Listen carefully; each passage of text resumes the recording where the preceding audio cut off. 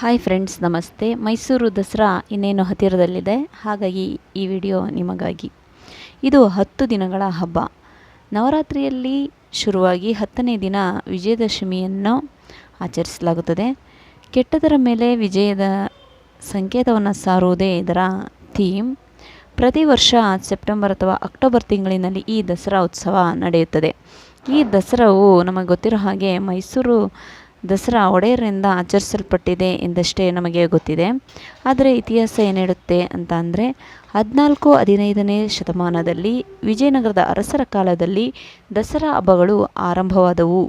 ವಿಜಯನಗರ ಸಾಮ್ರಾಜ್ಯದಲ್ಲಿ ಆಚರಿಸಲ್ಪಟ್ಟಂತಹ ಈ ದಸರಾಕ್ಕೆ ಮಹಾನವಮಿ ಎಂದು ಕರೆಯುತ್ತಿದ್ದರು. ಇದಕ್ಕೆ ಉಲ್ಲೇಖ ಎಂಬಂತೆ ಹಂಪಿಯ ಹಜಾರರಾಮ ದೇವಾಲಯದ ಹೊರಗೋಡೆಯ ಪರಿಹಾರ ಕಲಾಕೃತಿಯಲ್ಲಿ ಉತ್ಸವಗಳನ್ನು ಚಿತ್ರಿಸಲಾಗಿದೆ.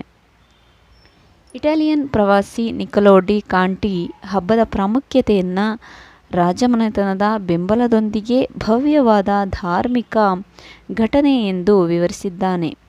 ಈ ರೀತಿಯ ವಿಜಯನಗರದ ಅರಸರ ಆಚರಣೆಯಲ್ಲಿ ದುರ್ಗೆಯನ್ನು ಯೋಧ ದೇವತೆ ಎಂದು ಗೌರವಿಸುತ್ತಿದ್ದರು.